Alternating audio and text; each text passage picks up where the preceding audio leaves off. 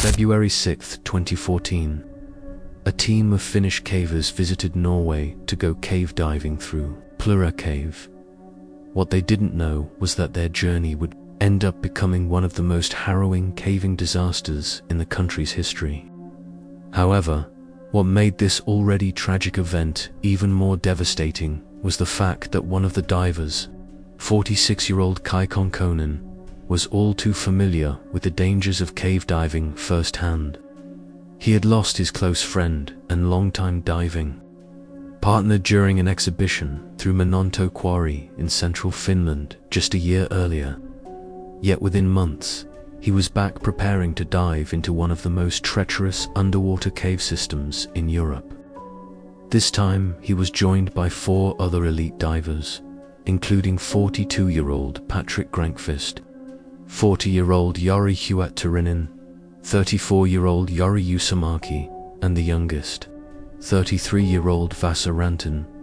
The plan was to enter through the submerged opening in the Plura River and exit through a second entrance. But pulling it off successfully wasn't going to be that simple, largely since Plura is the deepest known cave in northern Europe.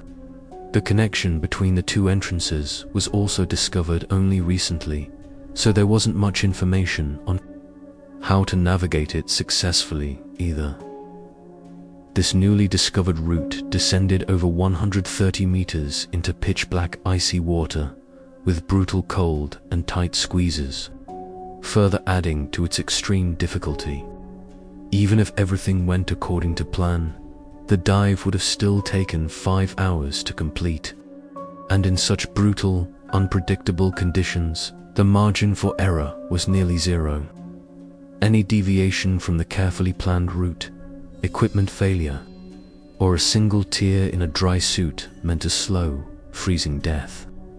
With all this in mind, the group went to the starting location on the 6th of February and cut a triangular hole in the ice to start their descent. But instead of diving all at once, the team split into 2 groups. Jari H. and Patrick went first, using underwater scooters to conserve energy, and the other 3 followed 2 hours later, giving the sediment time to settle for clearer visibility. This was a crucial precaution since sunlight barely penetrated, more than a few meters into the cave, so any loss in visibility could have proved fatal. Fortunately, things started off on the right note. After descending 34 meters over the first 500 meters, the divers eventually reached a partially flooded air-filled chamber that was over 250 meters long, giving them a brief resting point before the steep and challenging descent ahead. But surprisingly, they encountered little resistance on their way to the deepest section of the Plura Cave, and for a brief moment, they allowed themselves to believe the entire mission might actually be this effortless. Unfortunately, they couldn't have been more wrong. Something they came to realize after reaching a shockingly narrow section of the cave with a sharp turn. A fully geared diver could barely squeeze through. But at this point, forward was the only way out. So, Patrick decided to go first. However, as he was thinking of how he could navigate the turn, Jari H's flashlight suddenly went out, and then began flashing quickly. As Patrick turned back to see what was going on, he saw Jari begging for help. One of his bailout cylinders had gotten caught in the surrounding environment, preventing him from moving forward. Even worse was the fact that he was panicking, which at that depth is practically a death sentence. Patrick tried to calm him down, but there wasn't much he could do in that situation. The space was too tight, and one wrong move could rupture the suit or damage his gear, so he decided to focus on the core issue at hand. He let go of his scooter and carefully swam back to shift the bailout cylinder a few meters forward, helping Jari free himself. But when he swam back to check on him, the situation had spiraled into something far worse. Yari's breathing regulator was somehow out of his mouth. Patrick put it back in as quickly as he could. Unfortunately, it was already too late. Yari's lungs were already full of water, ending his life in the process, with his friends lifeless. Body floating in front of him, Patrick wanted to scream, but he couldn't. He had to stay calm, otherwise he was going to become the next victim of Plura's cold, indifferent depths. After taking some time to collect himself, Patrick checked his dive computer to see how long he'd have to stay submerged to avoid decompression. Sickness, and to his horror, it flashed for 100 minutes. This was a haunting increase from the 120 minutes he saw earlier. What was supposed to be a 5-hour dive was now going to take as much as 9, and staying there any longer would only increase. This time even further. So, with no other option, Patrick turned away from his friend's body and began to swim towards the second entrance. Now, with no one else to keep him company. What he failed to realize was the second team was heading straight into the nightmare he'd left behind. Following the original plan, the remaining 3 divers set out exactly 2 hours after the first team. But as they descended to the deepest section, Vesa heard a distress signal coming from someone's diving equipment. Fearing the worst, he swam toward the sound, only to be greeted by the very outcome he was dreading. He saw his friend Yari's lifeless body blocking the narrow tunnel ahead. It was too much for him to even look at. Unfortunately, the narrow passage gave him no other choice. If he wanted to move forward, he had to face it head-on. Now, he could have turned back, but that meant spending up to 12 hours underwater with no guarantee their oxygen would last that long. Meanwhile, Yari, who was just behind Vesa, came face to face with the same tragic situation. But unlike Vesa, he lost his composure almost immediately and began to panic.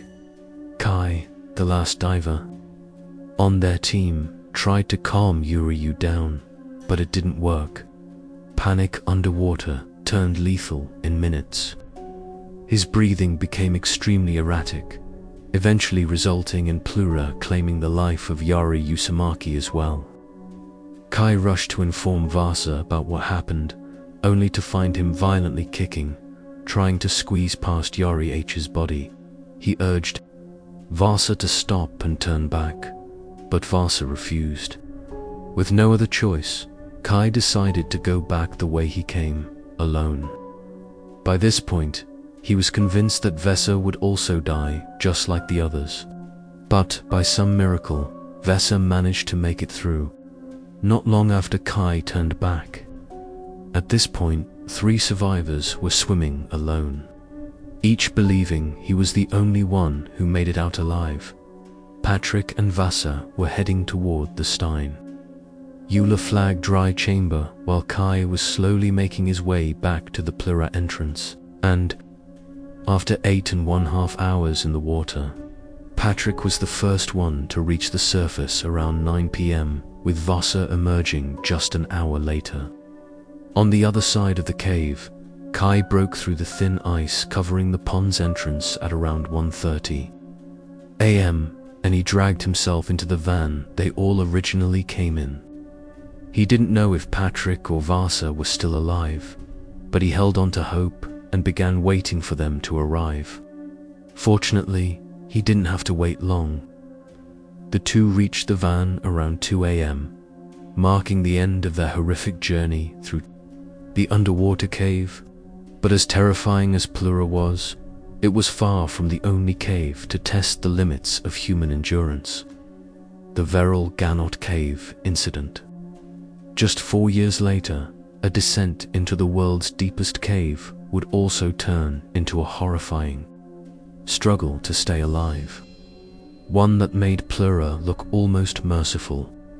Varava Cave, hidden deep in the mountains of Abkhazia, plunges over 2,200 meters into the earth, and fewer people have reached its bottom than have ever been to space. So in September 2018, a team of Russian Cavers led by Pavel Demidov decided to face this challenge hidden for a second time. Because, as it turns out, they had already accomplished this feat just months earlier when they not only reached the cave's bottom, but also measured its record-breaking depth. The only difference was that this time they were joined by two new faces: British cave photographer Robbie Shan and his assistant Jeff Wade. They had two goals: photograph the cave's extraordinary terrain and also collect samples of possibly new species of shrimp and scorpion, both of which would help them study how life was able to sustain itself somewhere with absolutely no sunlight. But exploring this cave required an extensive amount of preparation. Each caver had to haul over 30 kilograms, or about 66 pounds of gear, while being wrapped in layers of thermal clothing to survive the cold. And the descent was just as brutal. To enter, they had to lower themselves through a narrow vertical shaft that dropped 32 meters straight down, and that was the easiest part, because the only way down from there was through thousands of meters of narrow, twisting tunnels. Reaching just the first camp 600 meters deep took around 8 hours. Fortunately, this was also their first rest stop. You see, unlike most caves that can be explored in a single day, Vofana takes multiple days just to reach the bottom. So, the previous cavers had to set up 6 underground camps where explorers could dry off, eat, rest, and mentally prepare themselves for crawling through mud and water, squeezing their bodies through awfully narrow passages, all while risking hypothermia due to the cave's near freezing temperature. Luckily, things were on schedule for Pavel and his group, and after 4 days of brutal descent, they finally reached the deepest camp. The plan was to stay there for over a week, explore the deepest tunnels, and photograph the surreal turquoise lake at the cave's end. And that's exactly what they did for the first 6 days. They even managed to collect some samples of the tiny organisms living in that darkness. However, this calm and peaceful exploration came to a sudden crashing halt on day 7. And the first ones to face this upcoming disaster were Roman and Natalia, 2 team members who had left just over a day earlier to catch a flight. After a deafening roar, thousands of layers of water came crashing into the cave, flooding it without warning. They immediately contacted the rest of the team at the bottom through a cable line that was installed earlier. However, Robbie and the others weren't as worried as they probably should have been. Flood pulses weren't rare in deep caves, and they usually passed quickly. The group at the bottom assumed that this would be no different and went on with their activities. Tragically, they were dead wrong. A little while after the warning came in, water exploded from a chasm just meters from their camping spot and began filling the camp. They prayed for it to stop, but it didn't. By the time they realized the true gravity of the situation, the water level was already dangerously high. They had waited too long, and now the entire chamber was about to end up underwater. But just when it seemed all hope was lost, Robbie sprang into action and quickly suited up in his caving gear. He then clipped himself to the rope leading out of the cave and started climbing. However, this climb was going to be a lot more difficult than he'd imagined. Water was beginning to fill up the routes they took during their descent. Facing impossible odds, Robbie clenched his jaw and pushed forward, ready to take on whatever lay ahead. The water pressure was strong enough to make it a struggle just to breathe, but he endured. He knew that he was in the lead, and if he failed here, everyone behind him might get trapped. After hours of struggle, he finally reached a relatively dry section of the cave where the water had diverted down a different path. He also found an anchor point, and for the first time in what likely felt like an eternity, he was able to get some rest. He was also able to breathe a sigh of relief when just a few minutes later, Wade appeared there as well.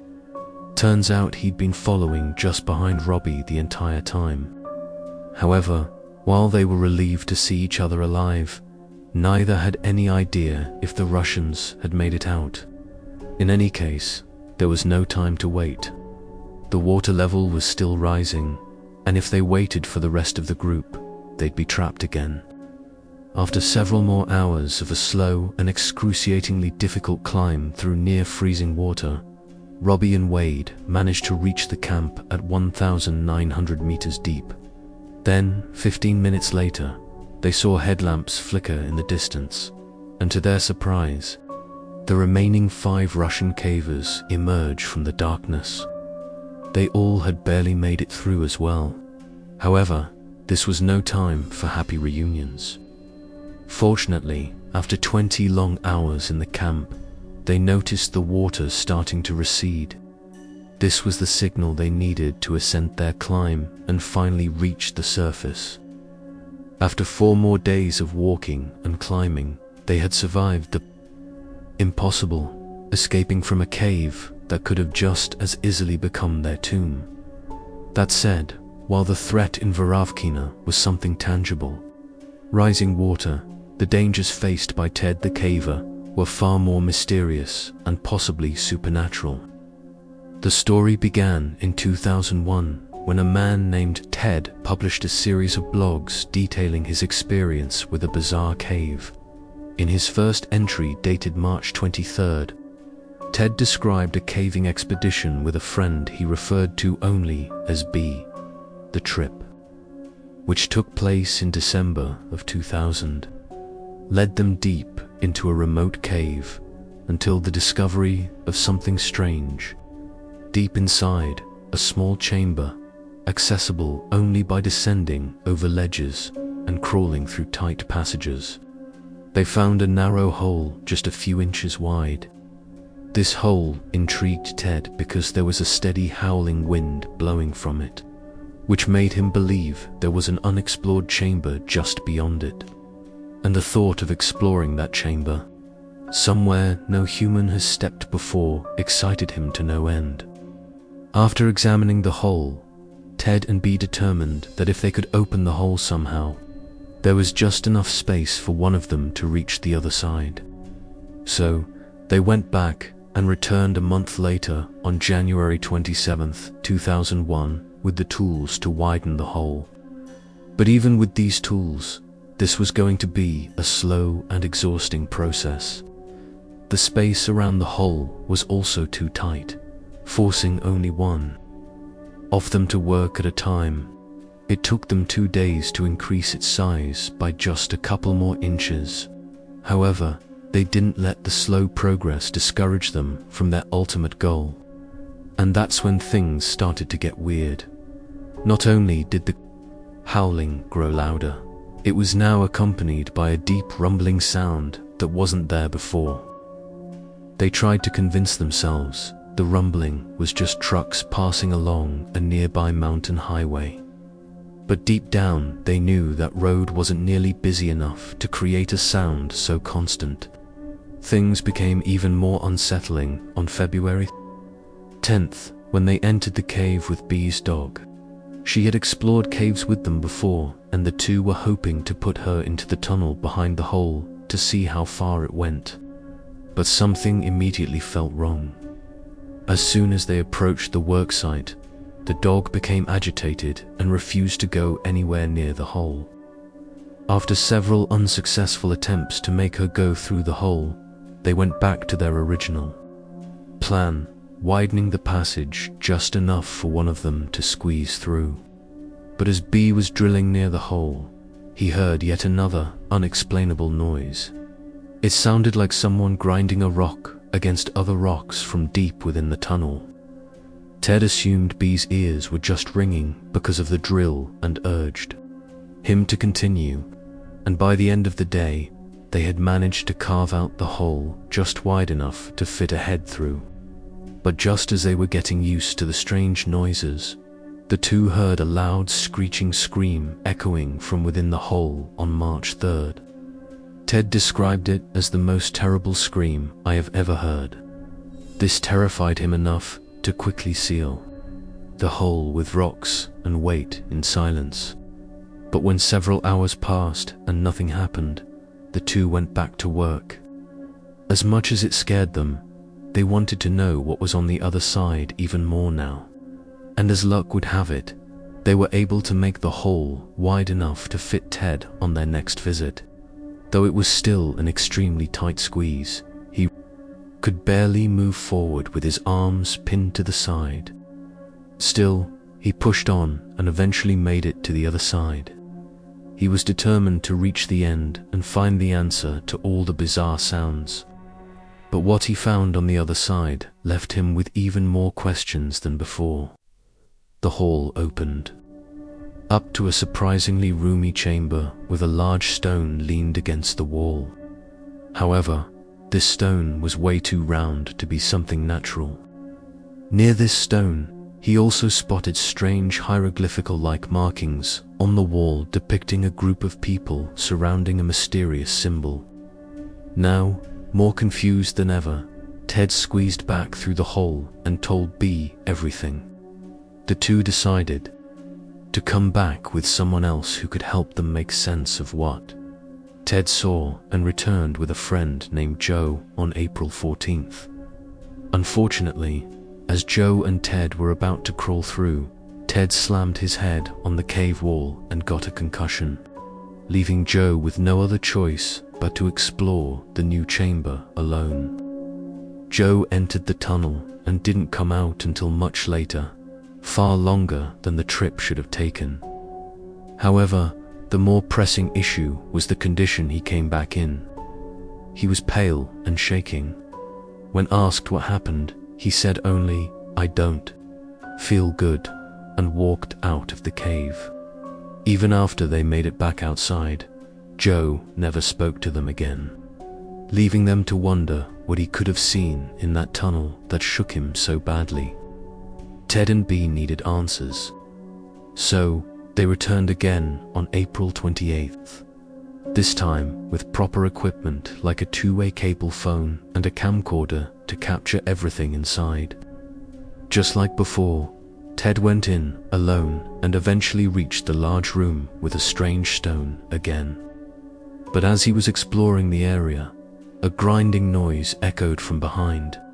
He stood too fast from the shock and slammed his helmet into the rock ceiling, breaking his headlamp.